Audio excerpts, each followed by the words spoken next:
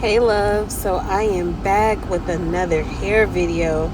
Girl, I've been gone for a minute, but here you see me just prepping my hair for this leave out. Very minimal leave out. It's hot, I don't feel like doing hair. I need something quick and easy. I have a 10-month-old baby and I am just over it. I'm overdoing my hair right now. So I'm just kind of prepping my hair, making sure it's braided down, moisturized.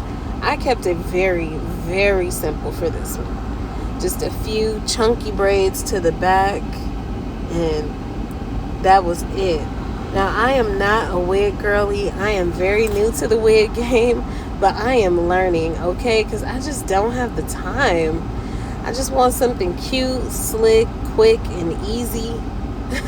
Because that is where I'm at in my life.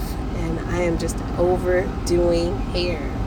I'm actually thinking about locking my hair back up, so I need something that I can just pull together real quick and go. So in a minute you will see my braid pattern.